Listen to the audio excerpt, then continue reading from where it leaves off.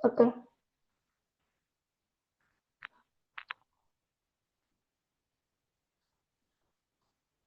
Oke, selamat pagi rekan-rekan mahasiswa dan dosen pengampu yang kami hormati. Selamat datang dalam pemaparan materi dari kelompok 10 Universitas Muhammadiyah Jakarta. Pada hari ini kami akan membedah sebuah topik yang sangat krusial dalam pilar kesehatan masyarakat dan keselamatan kerja, yaitu metode survei vektor dan analisis kualitas lingkungan tempat kerja sektor informal.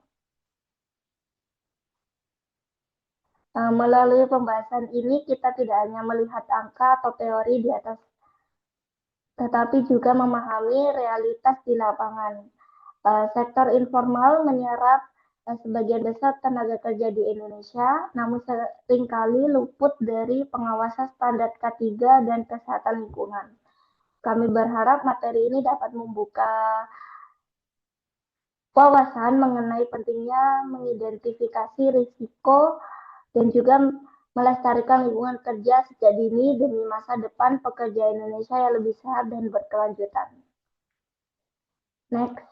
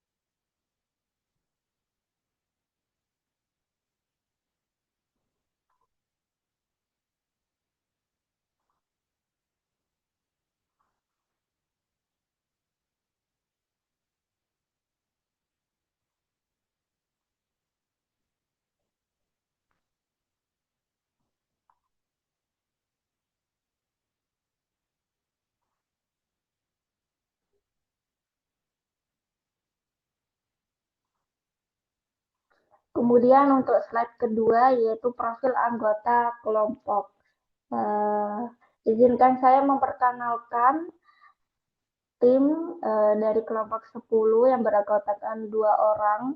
Yang pertama yaitu saya sendiri, Nur Sofia, dan rekan saya yaitu Devi Riansyah Fitri.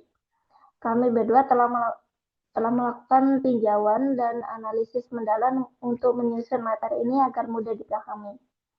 Next. Untuk memberikan peta atau gambaran besar mengenai apa aja yang kita bahas hari ini, berikut adalah agenda pembahasan yang telah kami susun secara sistematis.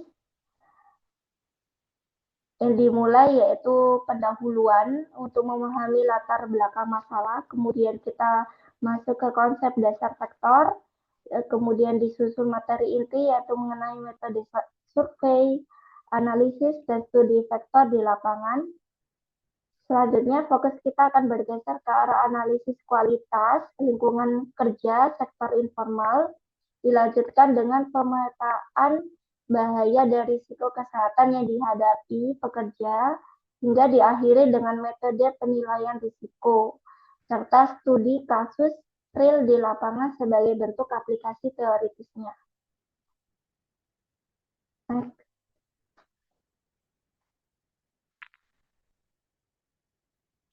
Melalui proses pembelajaran di diskusi pada hari ini, ada 3 komponen atau capaian utama yang diharapkan dapat kita kuasai bersama secara mendalam, yaitu yang pertama adalah kemampuan untuk merumuskan strategi manajemen risiko K3 sederhana. Strategi ini dirancang khusus untuk memitigasi atau menekan paparan penyakit berbasis sektor maupun bahaya lingkungan pada kelompok pekerja rentan di sektor informal.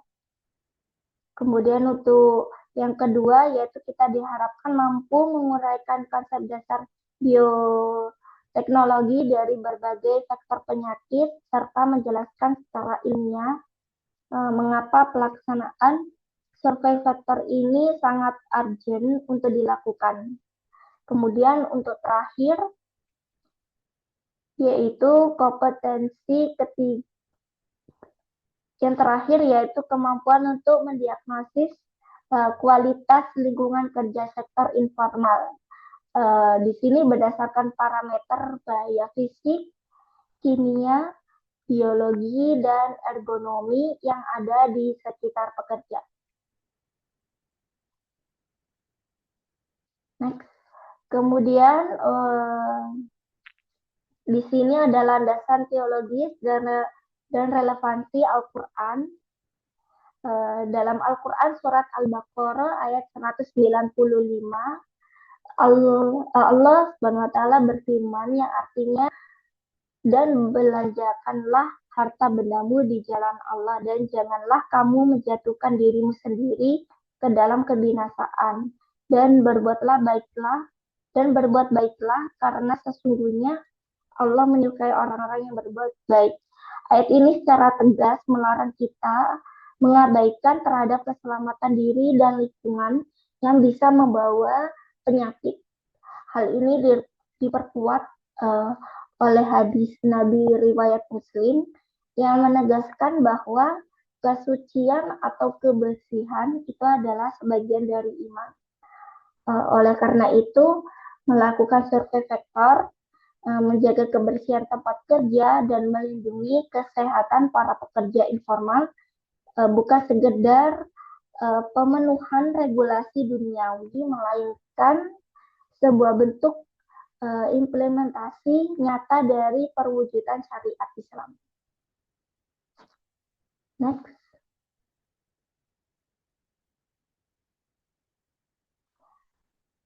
Kemudian untuk pengertian sektor penyakit,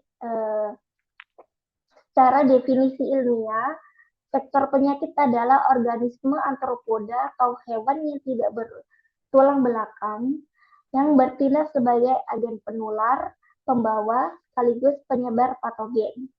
Nah, patogen yang mereka bawa bisa bermacam-macam, mulai dari virus, bakteri, cacing, maupun protozoa. Sektor ini mengambil patogen dari sumbernya yang kita sebut sebagai reservoir atau penderita sakit, lalu memindahkannya ke host lain yang rentan. Dalam hal ini adalah manusia yang sehat. Jadi kita analogikan sektor ini adalah jembatan atau kendaraan bagi penyakit untuk menyebar di masyarakat. Tanpa adanya kontrol terhadap kendaraan, tanpa adanya kontrol terhadap jembatan ini, maka rantai penyakit tidak akan pernah bisa kita putuskan. Next. Kemudian untuk mekanisme transmisi vektor, ini bagaimana cara-cara vektor ini bisa menularkan penyakit kepada manusia. Secara garis besar, mekanisme penularan ini dibagi menjadi dua kategori, yaitu transmisi biologis dan transmisi mekanis. Pada transmisi biologis, penularan melibatkan proses interaksi yang kompleks di dalam tubuh vektor itu sendiri, biasanya terjadi melalui gigitan langsung. Kemudian patogen yang masuk ke dalam tubuh vektor ini tidak langsung ditularkan, melainkan mengalami proses replikasi atau perkembangbiakan terlebih dahulu di dalam tubuh sehingga di dalam tubuh serangga tersebut sehingga siap untuk diinjeksikan ke tubuh manusia melalui air liur saat menggigit. Sebaliknya pada transmisi mekanis, prosesnya jauh lebih sederhana karena tidak ada interaksi biologis antara patogen dan tubuh vektor. Vektor di sini benar-benar hanya bertindak sebagai alat transportasi pasif, yaitu penularan terjadi melalui media lingkungan atau benda mati. Contohnya yaitu seekor lalat hingga ditumpukan sampah atau kotoran yang mengandung banyak bakteri, lalu bakteri tersebut menempel pada bulu-bulu halus di kaki atau bagian tubuh lalat. Ketika lalat tersebut terbang dan hinggap di atas makanan atau mungkin peralatan makanan kita di sehari-hari, bakteri tersebut bisa berpindah dan mengontaminasi makanan tanpa adanya proses perkembangbiakan bakteri di dalam tubuh lalat. Next.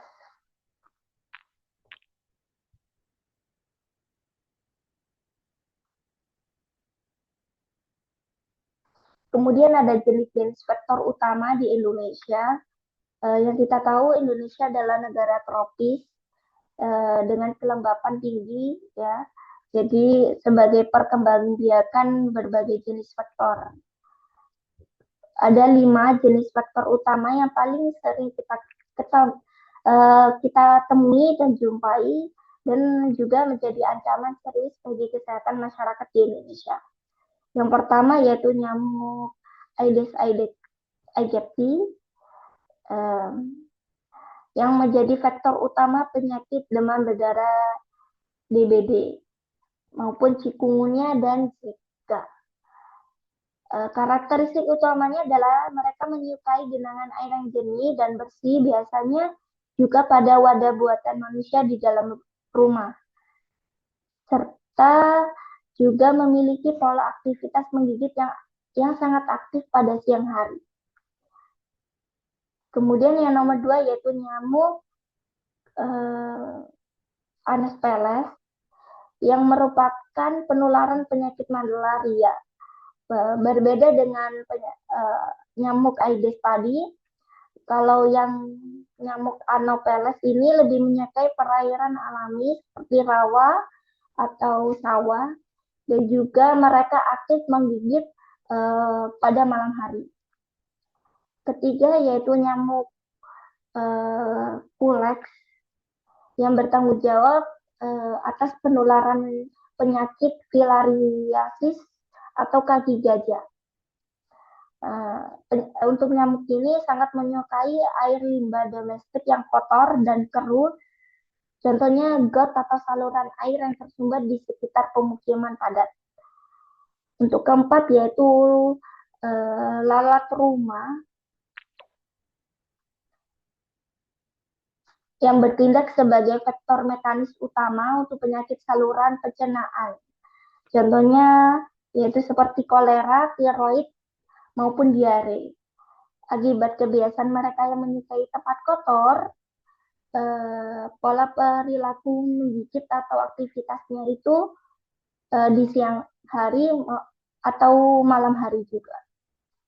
Kemudian yang terakhir yaitu tikus got.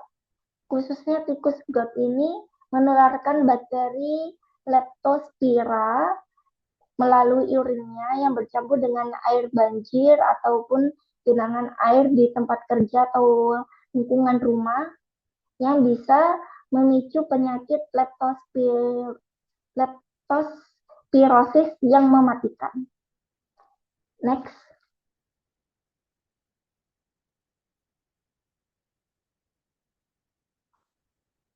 Untuk siklus penularan penyakit berbasis vektor, untuk memahami bagaimana suatu penyakit bisa mewabah, kita harus melihat siklus penularan ini sebagai sebuah lingkaran yang berputar terus-menerus tanpa putus. Siklus ini melibatkan 4 komponen yang saling berinteraksi dan berhubungan.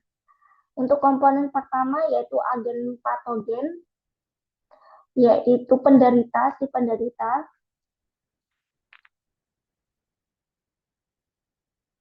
Kemudian yang kedua yaitu penderita atau reservoir,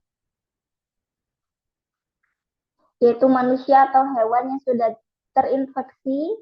Dan yang ketiga yaitu faktor aktif sebagai komponen yang menggigit penderita tersebut.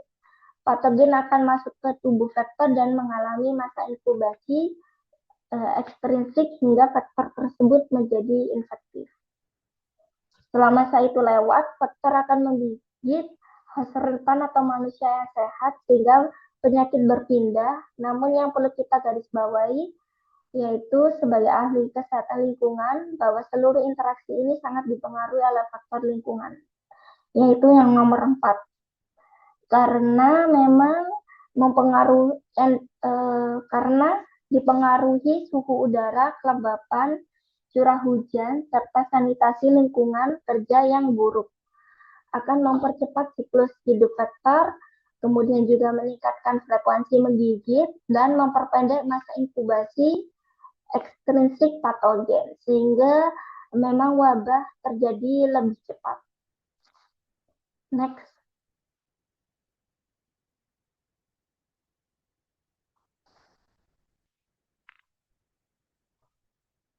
Kemudian yaitu situasi terkini penyakit vektor di Indonesia.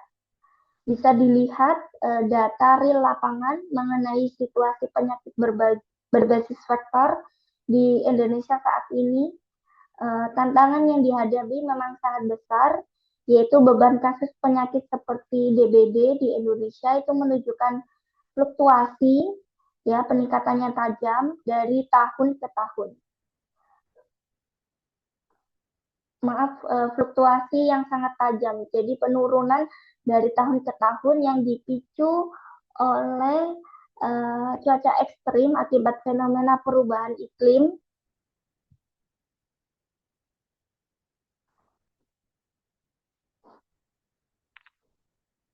seperti perubahan iklim global dan El Nino yang membuat pola musim hujan dan kemarau menjadi tidak menentu, sehingga menciptakan tempat perindukan nyamuk yang masif.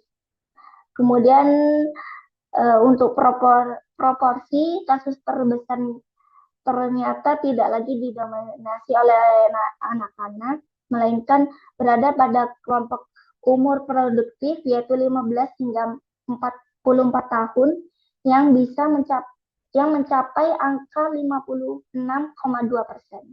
Ini berarti penyakit vektor memang menyerang pada pekerja yang berada di tempat kerja khususnya.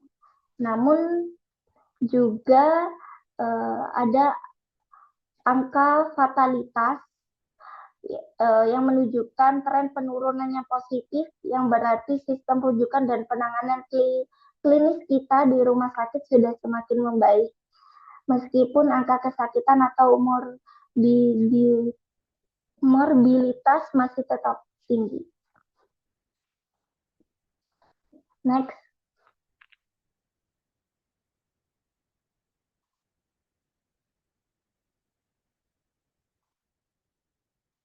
Kemudian untuk pengantar survei vektor, yaitu vektor pradewasa dengan vektor dewasa. Melihat tinggi angka kasus yang kita bahas slide sebelumnya, kita tidak bisa hanya diam menunggu pasien aja. Kita juga harus melakukan tindakan preventif yang disebut kegiatan survei vektor. Secara definisi yaitu suatu kegiatan pengamatan, pengumpulan data entomologi, serta pencatatan populasi dan perilaku vektor secara sistematis, terukur, dan berkala. Untuk survei ini secara metodologi dibagi menjadi 2 jenis utama berdasarkan fase hidup vektor. Yang pertama yaitu survei pradewasa yang berfokus pada fase air, yaitu contohnya telur, larva atau jentik, serta pupa. Tujuan utamanya yaitu untuk menilai keberagaman jenis serta kepadatan tempat-tempat perindukan nyamuk di suatu wilayah. Jenis kedua adalah survei dewasa yang memang berfokus langsung pada nyamuk atau serangga yang sudah terbang aktif. Untuk survei dewasa ini bertujuan untuk mengukur densitas populasi nyamuk aktif, perilaku mencari makan, serta menghitung beberapa besar laju gigitan nyamuk terhadap manusia di area tersebut menggunakan contohnya metode light trap ataupun human landing collection atau HLC. Next.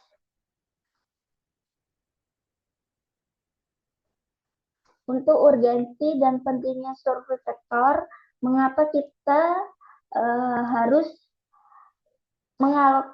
mengalokasikan waktu, tenaga, dan biaya yang tidak sedikit untuk melakukan survei vektor.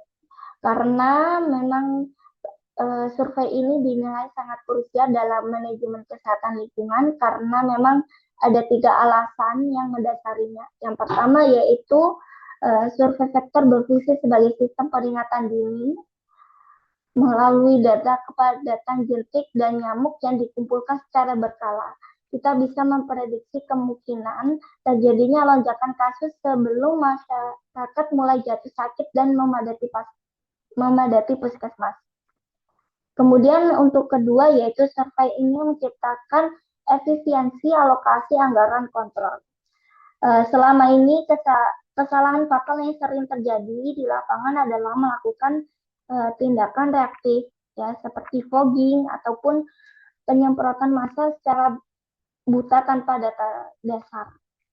Tindakan ini sangat boros biaya dan memang bisa merusak lingkungan. Dengan adanya survei, intervensi pengendalian hanya dilakukan terarah yang berfokus pada wilayah-wilayah yang memiliki indeks kepadatan vektor di atas ambang batas. Kemudian yang ketiga yaitu memantau ambang batas efikasi bahan kimia,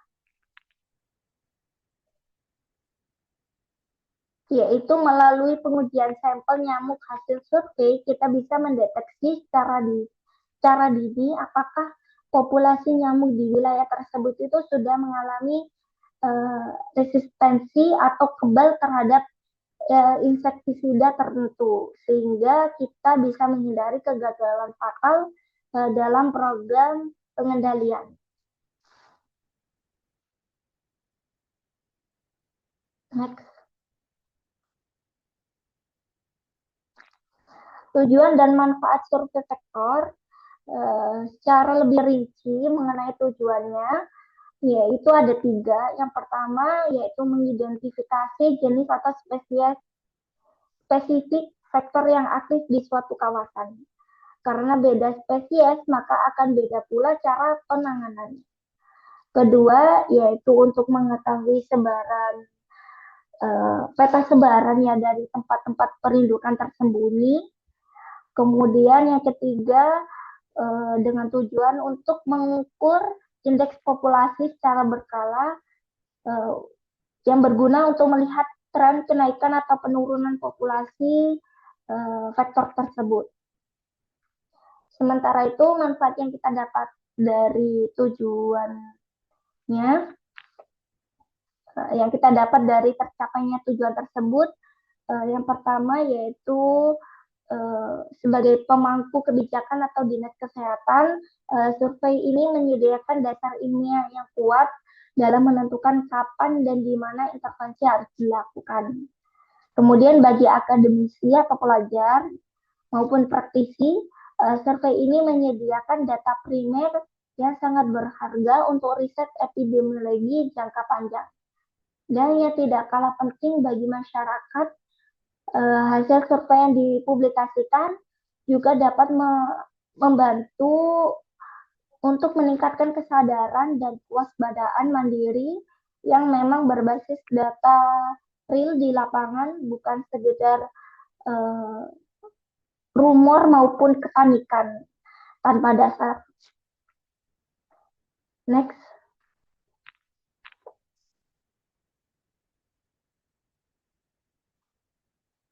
Kemudian untuk tahapan pelaksanaan survei vektor, pelaksanaan survei vektor di lapangan tidak boleh dilakukan secara sembarangan, melainkan harus mengikuti standar operasional prosedur yang terdiri dari 4 tahapan berurutan dan saling mengikat.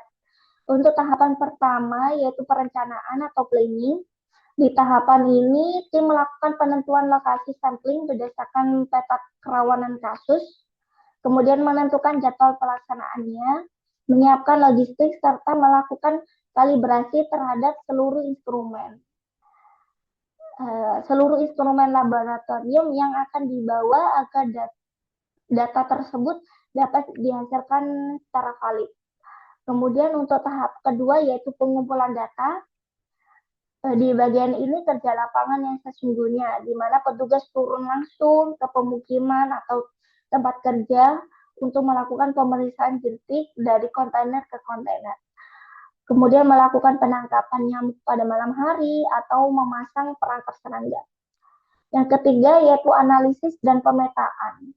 Semua sampel jentik dan nyamuk yang dapat diidentifikasi jenisnya di bawah mikroskop dihitung indeks kepadatannya menggunakan rumus entomologi. Lalu koordinat lokasinya juga dipetakan menggunakan perangkat lunak yang berbasis yaitu GIS. Kemudian yang terakhir yaitu tahap terakhir yaitu rekomendasi. Hasil analisis dan peta risiko yang sudah disusun dalam bentuk laporan komprehensif yang memang berisi poin-poin tindakan secara konkret, apakah harus dilakukan pemberantasan sarang nyamuk secara massal atau modifikasi lingkungan yang kemudian diserahkan kepada pemangku kebijakan setempat. Next.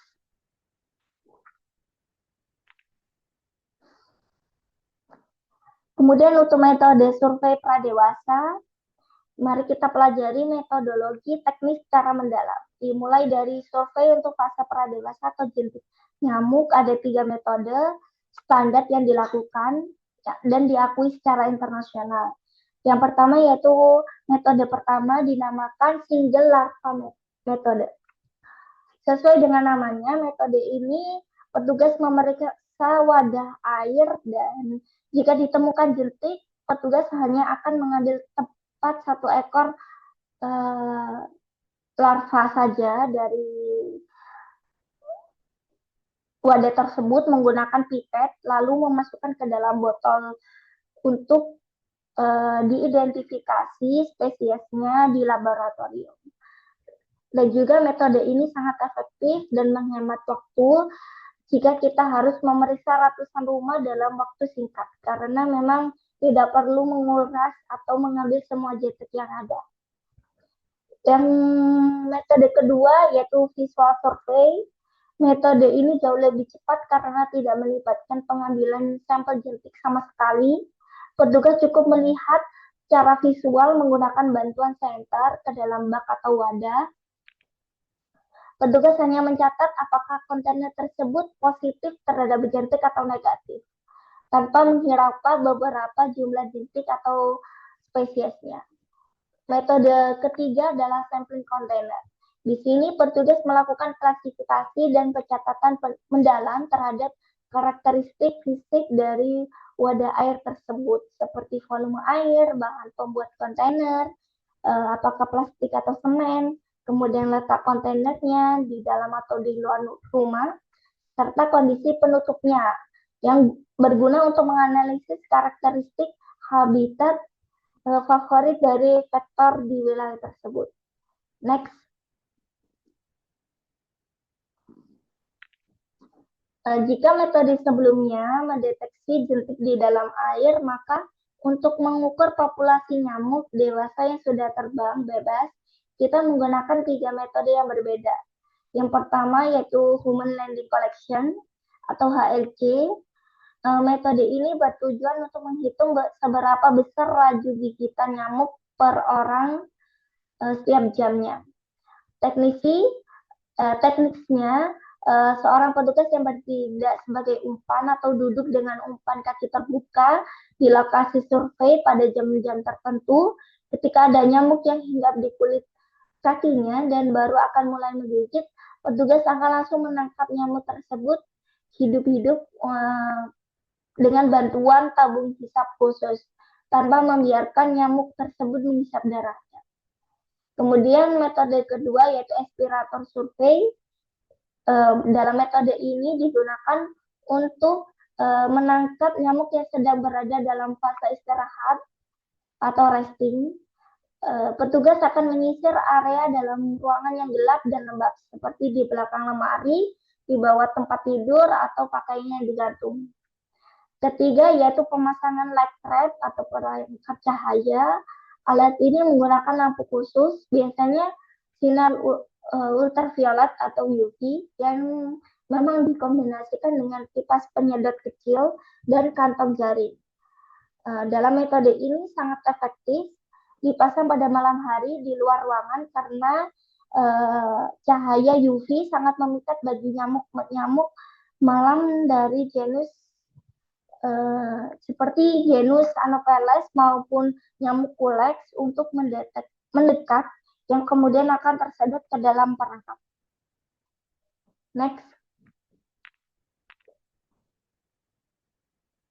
Komponen alat survei standar. Untuk memastikan keselamatan petugas, alat pertama yaitu aspirator dan catching tube, yaitu pipa kaca atau plastik dengan selang karet yang dilengkapi jaring pembatas halus di dalamnya, yang digunakan untuk menangkap nyamuk dewasa tanpa merusak struktur tubuhnya, agar mudah diidentifikasi. Kemudian alat kedua yaitu senter, alat sederhana yang digunakan untuk menerangi sebagian bak mandi atau drum yang gelap saat melakukan visual surveillance.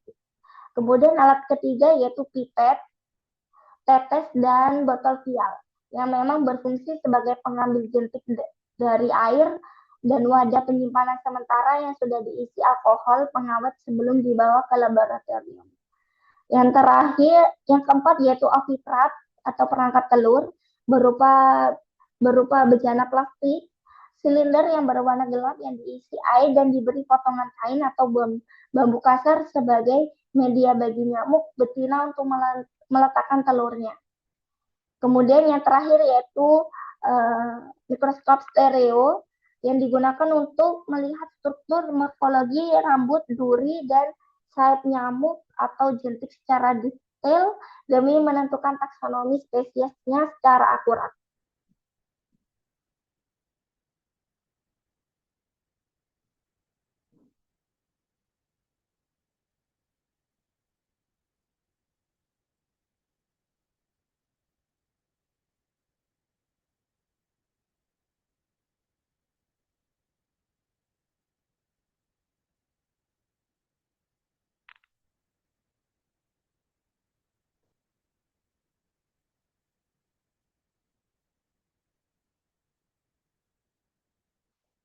Kemudian untuk integrasi teknologi modern, yaitu ada Global Positioning System atau GPS yang memang menandai koordinasi lintang dan video lokasi penentu sarang sektor secara presisi di lapangan. Kemudian ada nomor 2 yaitu drone, melakukan pemetaan udara melalui udara untuk pemetaan udara untuk mengidentifikasi genangan air tersembunyi di atap gedung atau lahan kosong yang sulit memang dijangkau oleh manusia. Kemudian aplikasi digital atau apps, yaitu sebagai aplikasi input data hasil survei secara real time langsung dari smartphone petugas ke database pusat kesehatan. Yang terakhir yaitu Global Positioning System atau GPS yang memang bertugas untuk mengolah data spasial untuk menghasilkan peta densitas, kerawanan atau hotspot map, penyebaran penyakit berbasis vektor. Next. Kemudian untuk parameter pengukuran kepadatan vektor ada 4. Yang pertama yaitu HI, House Index, yaitu yang digunakan untuk mengukur presentasi rumahnya di kuning jentik. Kemudian CI, yang digunakan untuk mengukur presentase wadah air yang positif jentik. Kemudian BI, Brite Index, yaitu sebagai mengukur jumlah kontainer positif per 100 rumah. Yang terakhir yaitu angka bebas jentik atau ABJ, yaitu sebagai mengukur presentase rumah yang bersih tanpa jentik. Next.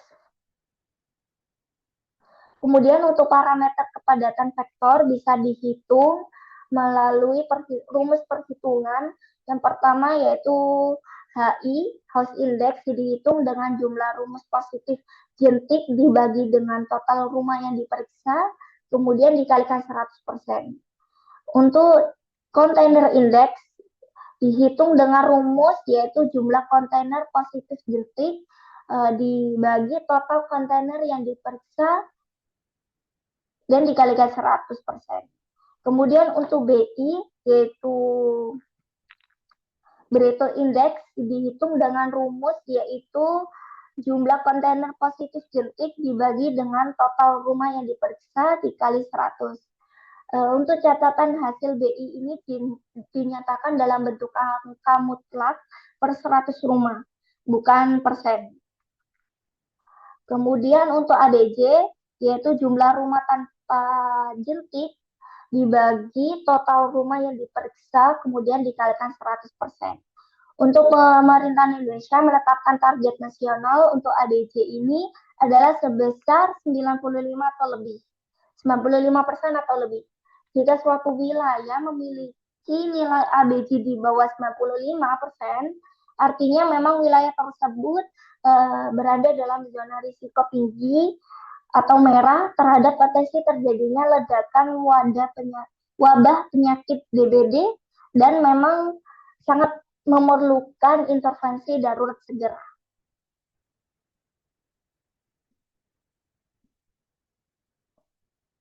Udah deh.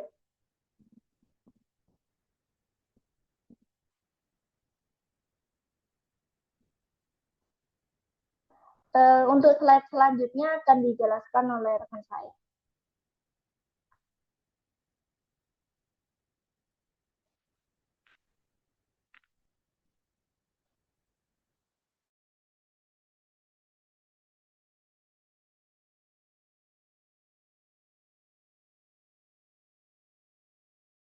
Selanjutnya akan dijelaskan oleh rekan saya, Devi, silakan.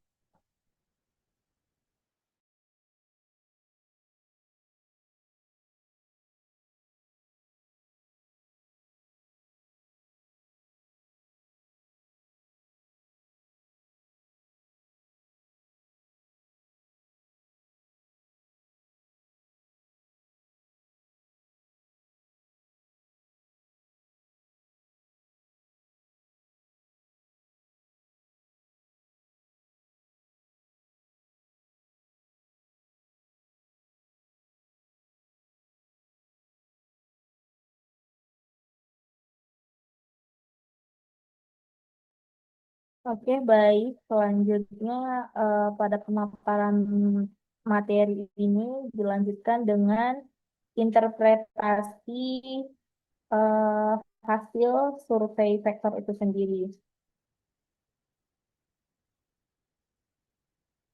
Density figure atau DF merupakan skala internasional yang digunakan untuk mengukur kepadatan larva nyamuk pada suatu wilayah.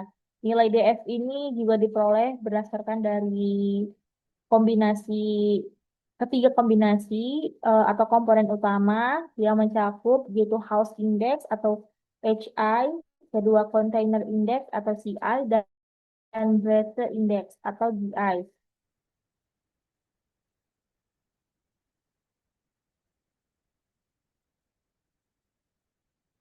Kemudian untuk eh, hasil survei vektor ini sendiri mempunyai dua kategori. Yang pertama itu ada resiko rendah atau yang mempunyai atau DF yang mempunyai range 1 sampai 3 yang artinya kepadatan populasi larva ini sangat terkendali. Kemudian potensi transmisinya itu atau penularan lokal penyakit demam berdarah atau DBD berada pada level yang minimal. Kemudian ada resiko sedang di mana range-nya itu di angka 4 sampai 5, artinya populasi nyamuk beradaptasi ini sudah masuk ke tahap tingkat yang waspada, di mana wilayah ini sangat rentan mengalami lonjakan kasus yang mendadak jika memasuki transisi musim hujan itu sendiri. Nah, untuk fungsi density figure ini ada tiga hal. Ada tiga hal itu fungsinya. Pertama, mengukur tingkat kepadatan sektor. Yang kedua, menentukan tingkat resiko penularan penyakit. Dan yang ketiga menjadi dasar pengambilan keputusan program pengendalian. Nah, di sini ada kategori risiko vektor dan transmisi penyakit. Tadi sempat disinggung di slide sebelumnya. Ini ada kami membuat beberapa menjadi menjadi tiga, tiga konteks.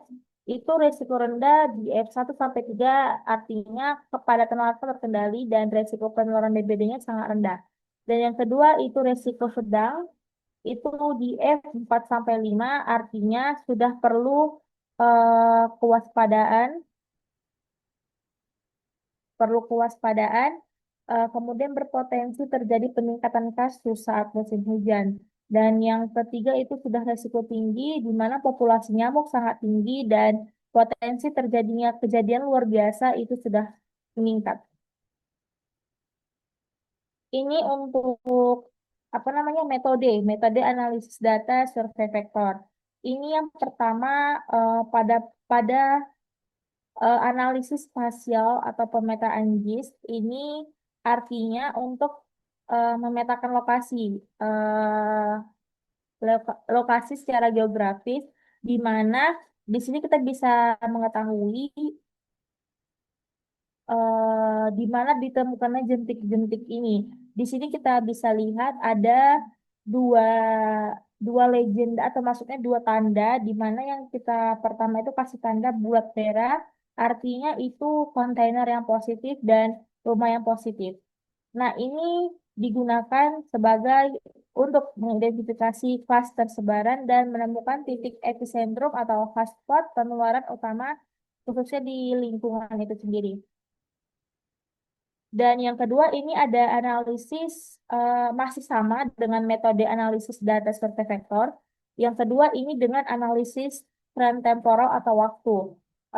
Ini digunakan untuk membandingkan fluktuasi data kepadatan jentik dari bulan ke bulan berdasarkan kurun waktu minimal 1 tahun. Bisa kita lihat di sini dari bulan Januari sampai di mana puncaknya di bulan Mei itu ditemukan apa namanya sudah prediksi artinya prediksi puncak di sini sudah mulai ada lonjakan nyamuk dewasa dan itu juga berfungsi sebagai memprediksi waktu puncak lonjakan populasi nyamuk dewasa berdasarkan siklus iklim secara tahunan. Dan yang ketiga itu ada korelasi kualitas lingkungan di mana untuk menghubungkan jadi dari analisis tren temporal kemudian ke korelasi kualitas lingkungan itu artinya untuk menghubungkan secara statistik atau secara datanya datanya terintegrasi jelas gitu ya antara tingginya nilai indeks jentik dengan variabel eksternal makro. Kemudian ini dipengaruhi dari 3 aspek ya sebenarnya untuk apa namanya analisis survei vektor ini sendiri. Yang pertama ada curah hujan lokal, di mana artinya korelasi positif terhadap peningkatan indeks jentik. Yang kedua tingkat kekerapatan hunian, artinya atau sama dengan kepadatan penduduk. Ini juga bisa membuat korelasi itu menjadi positif terhadap peningkatan indeks jentik. Dan yang ketiga, ada efektivitas pengelolaan sampah, artinya korelasi negatif terhadap peningkatan indeks jentik.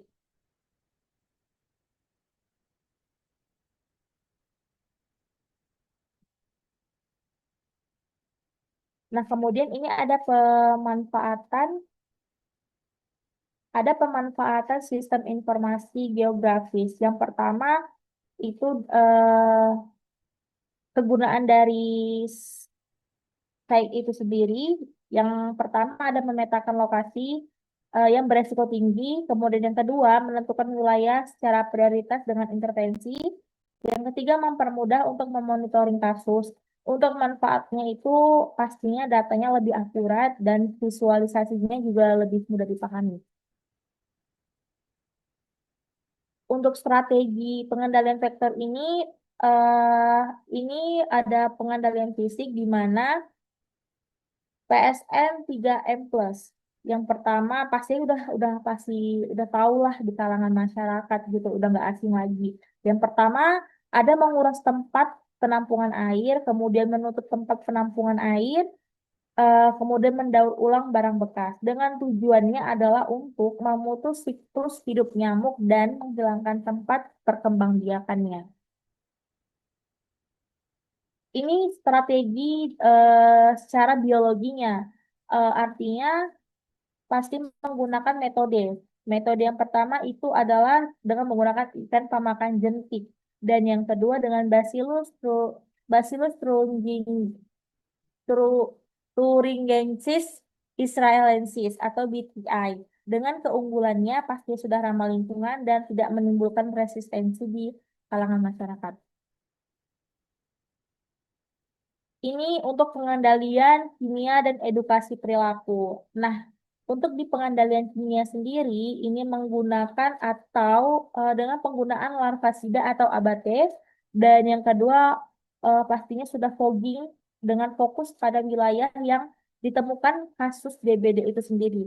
Dan untuk edukasi perilakunya bisa dengan menerapkan atau melakukan penyuluhan kesehatan lingkungan, kemudian sosialisasi PSN 3M+, dan pastinya dengan kampanye hidup bersih dan sehat. Edukasi ini menjadi faktor yang paling penting juga untuk meningkatkan partisipasi masyarakat atau lebih ke persuasif sifatnya dalam pengendalian sektor itu sendiri. Ini ada ini ada studi kasus DBD di Kota Bandung.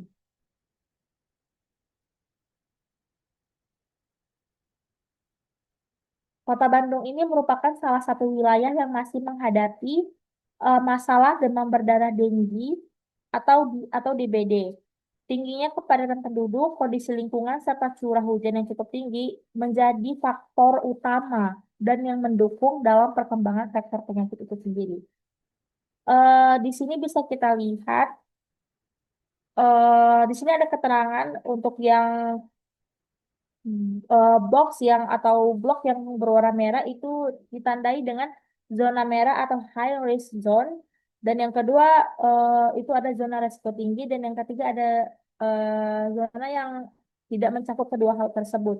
Nah, di sini bisa kita lihat zona merah itu berada di Kecamatan Sablong atau Kiara Condong, tepatnya di tepatnya di Kota Bandung. Nah, untuk lokasi lokus studi ini dipilih, kenapa di Kecamatan Coblong itu? Karena secara historisnya ini sudah sangat konsisten masuk dalam daftar wilayah dengan insiden kasus DBD tertinggi di Provinsi Jawa Barat.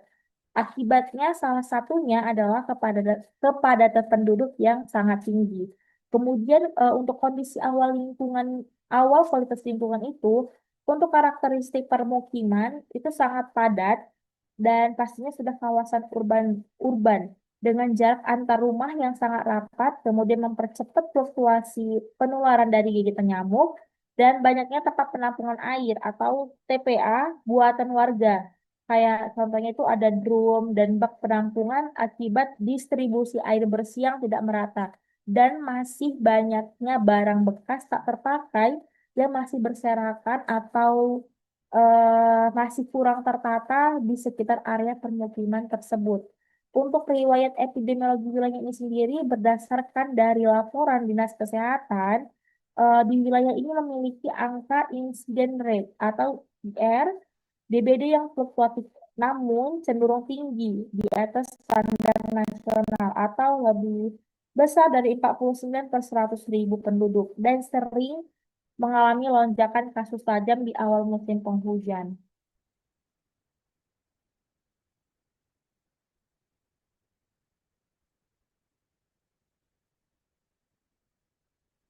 Ini untuk data hasil survei lapangannya berdasarkan dari parameter survei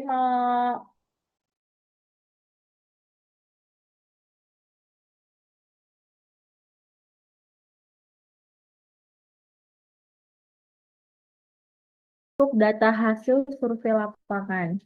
Di sini ada 3 kategori,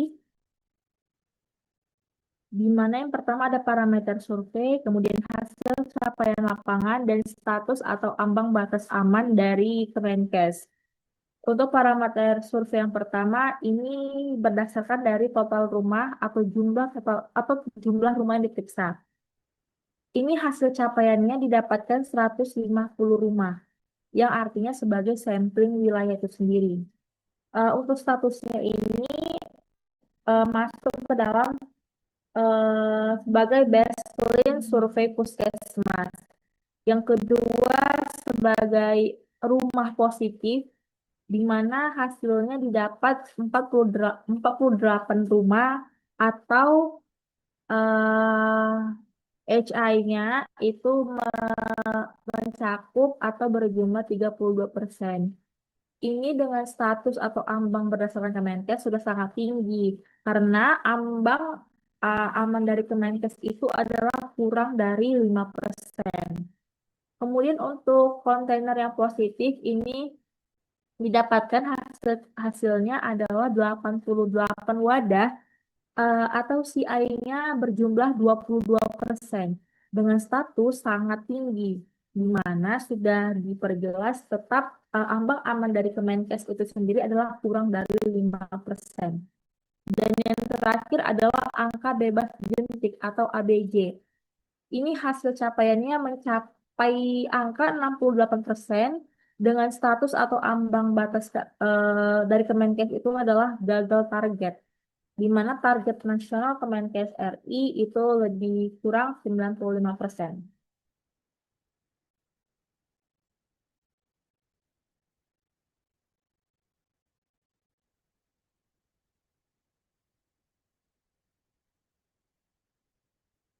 Kemudian ini ada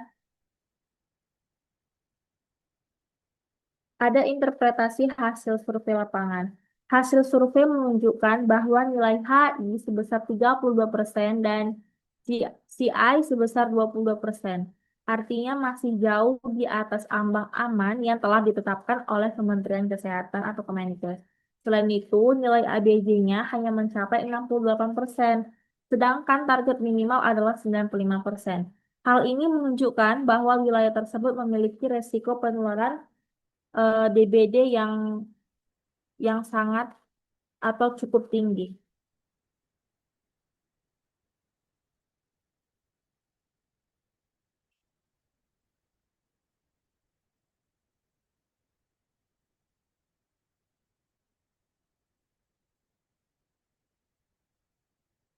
Nah, ini untuk faktor lingkungan penyebab tingginya kasus DBD. Faktor lingkungan yang berkontribusi terhadap tingginya kasus DBD itu meliputi eh, curah hujan yang tinggi, kemudian drainase yang tidak lancar, banyaknya genangan air bersih, dan penumpukan barang bekas seperti ban dan kaleng. Kondisi ini menyediakan habitat yang ideal bagi perkembangan nyamuk.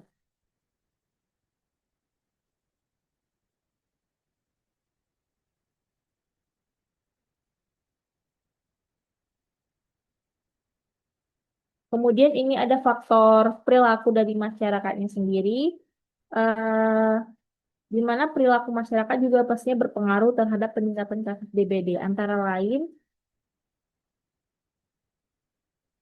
kurangnya kesadaran menjaga kebersihan lingkungan, kebiasaan menampung air, kemudian tidak melakukan pemeriksaan jentik secara berkala, dan rendahnya partisipasi dalam kegiatan PSN.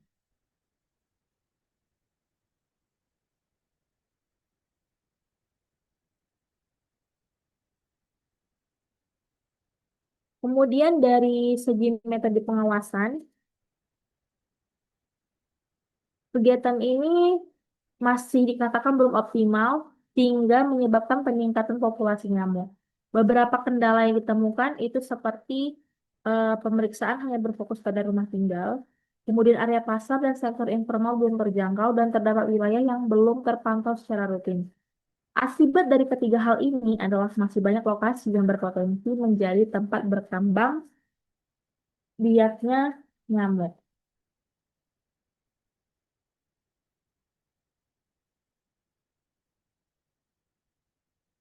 Ini merupakan rekomendasi program pengendalian DBD berbasis masyarakat. Upaya pengendalian DBD dilakukan melalui pendekatan promotif dan preventif yang melibatkan partisipasi aktif masyarakat. Yang pertama, program Sampisman dari sektor informal, di mana mengatakan kurangi, pisahkan, dan manfaatkan sampah dengan tujuan untuk mengurangi potensi terbentuknya tempat perkembangbiakan nyamuk melalui pengelolaan sampah yang lebih baik. Untuk sasaran programnya, ini pastinya dari lingkungan rumah tangga, kemudian pedagang kaki lima, pelaku usaha mikro,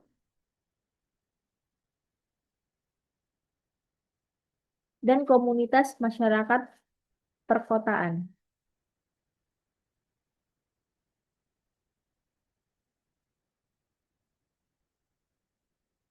Kemudian ada penguatan kader Jumantik pada sektor komersial.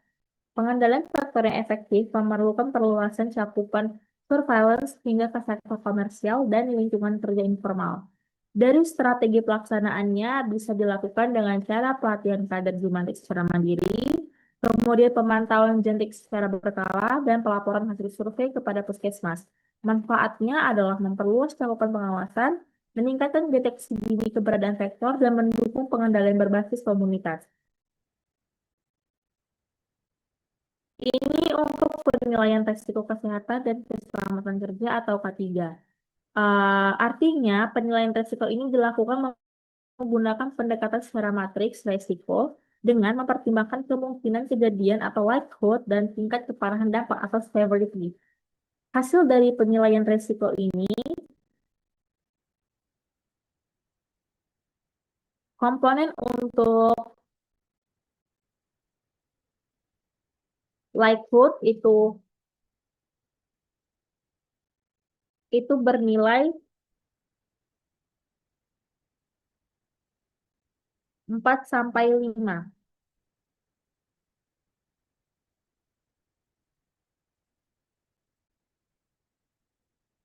Kemudian severity mempunyai angka nilai 4, for resiko 16 sampai 20, dan untuk kategori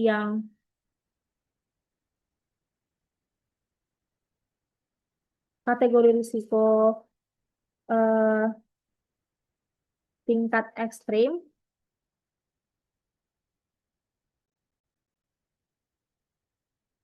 itu ditemukan pada sektor informal di kawasan kota.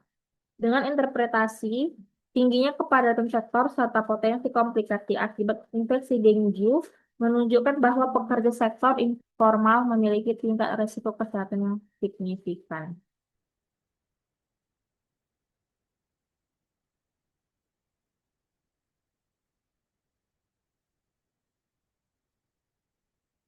Ini kami cantumkan pengertian dan ruang lingkup survei vektor.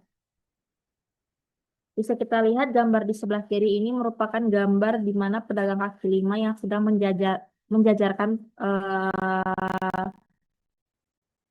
apa namanya, menjajarkan jualannya atau produk-produknya, di mana pedagang kaki lima itu merupakan kelompok pekerja yang sangat rentan terhadap berbagai faktor risiko lingkungan akibat dari karakteristik tempat kerja yang terbuka dan seringkali memiliki sanitasi yang kurang memadai. Akibatnya apa? Akibatnya yang pertama, paparan bahaya lingkungan kerja, baik dari bahaya fisik dan bahaya kimia. Bahaya fisiknya adalah dari radiasi panas matahari yang ekstrim. Biasanya ini pada saat fenomena pulau panas di daerah perkotaan atau urban health dan kebisingan konstan dari kendaraan bermotor. Dan untuk bahaya kimianya itu bisa didapat dari menghirup emisi gas dari kendaraan atau karbon monoksida atau CO, kemudian nitrogen oksida dan partikulat halus di sepanjang jalur padat seperti di daerah Kiara Condong atau Kosambi.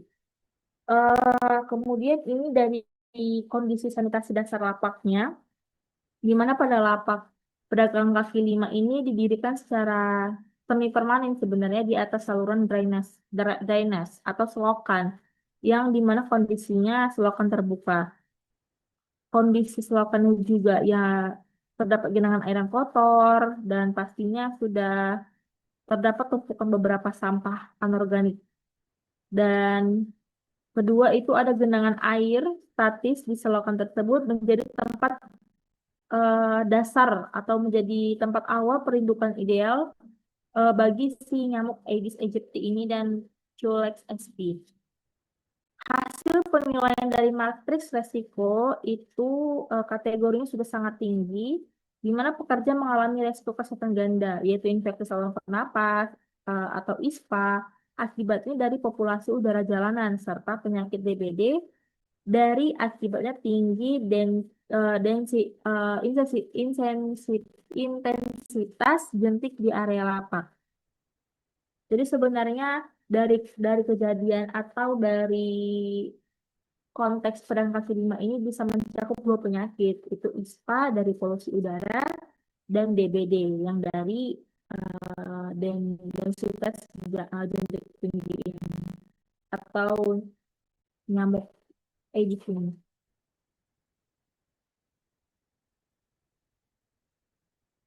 Ini untuk analisis resiko lingkungan dari kategori lingkungan kerja Gojek atau ojek online dan pekerja rumahan. Bisa kita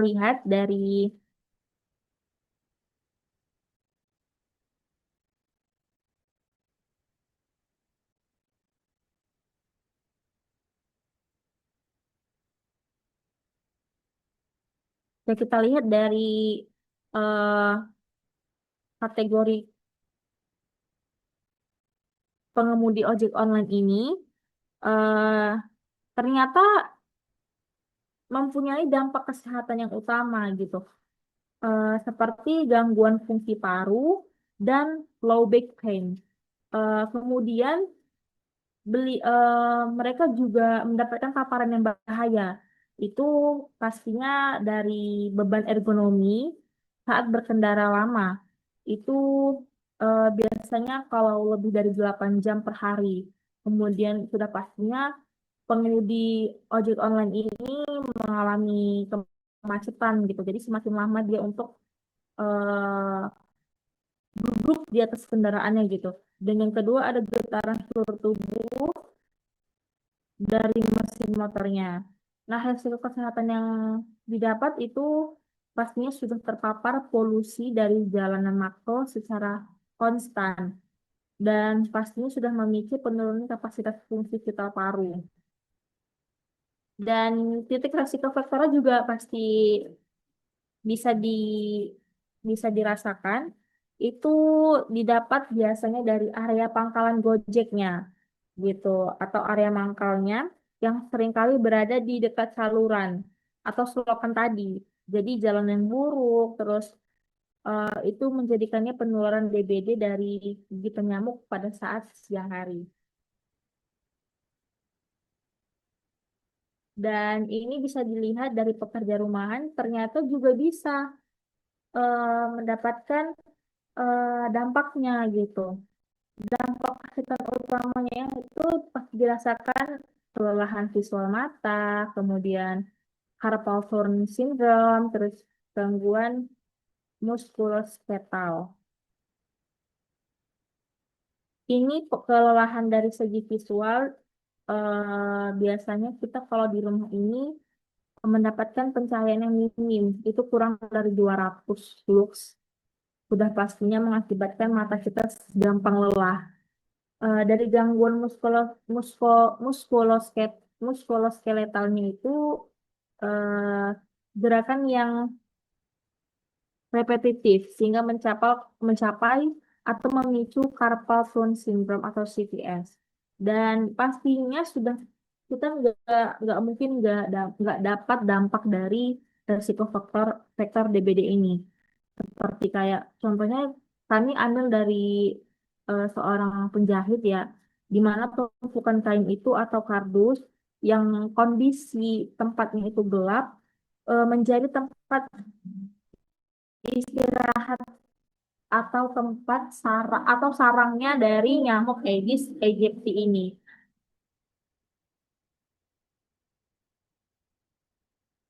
Untuk mungkin bisa kami berikan itu rekomendasi ketiga dan pengendalian vektornya dengan cara pastinya sudah gunakan APD atau alat pelindung diri seperti jaket pelindung, masker, kemudian dan sarung tangan.